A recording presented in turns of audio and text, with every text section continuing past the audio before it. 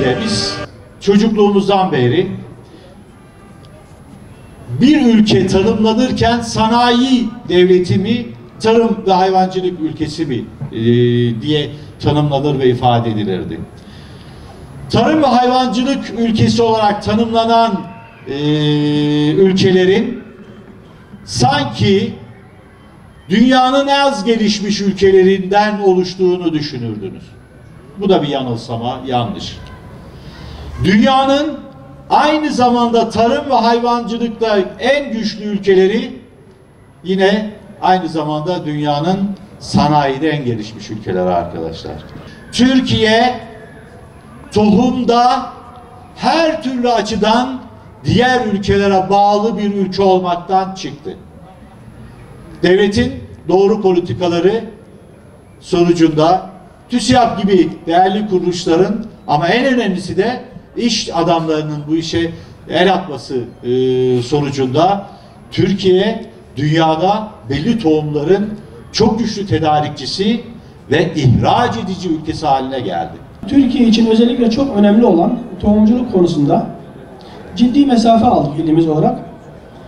Türkiye'de tohumluk üretimi açısından 3. sırada yer almaktayız üretim alanları bakımından.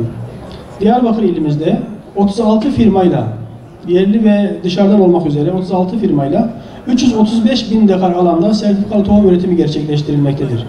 Bu oldukça ciddi rakamlardan bir üretim demektir. Sertifikalı tohum kullanımının yaygınlaştırılması gerekmektedir. Bunun için de yeterli miktarda sertifikalı tohumunun kullanılması, üretilmesi, bunun da çiftçilerimiz tarafından da kullanılmasının sağlanması gerekmektedir.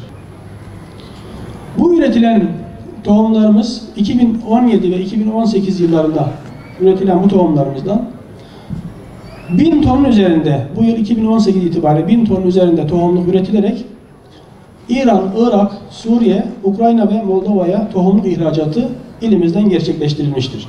Ben bunu başvalimiz adına alıyorum arkadaşlar. Çok çok teşekkür ediyoruz Sayın çok sağ olun. Çok sağ olun. Çok teşekkür ederim. Çok sağ olun.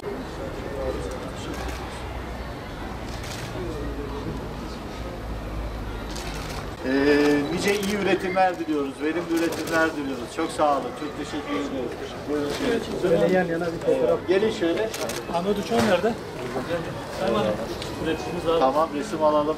Merhaba, hoş geldin Hacı abi. Gel şöyle. Gel yanıma. Evet. Arkadaşlarımıza bakalım. Evet.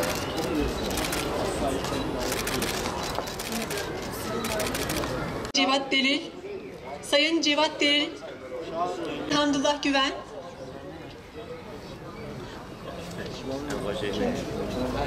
Bakanlık DSİ Bölge Müdürümüzü davet ediyoruz.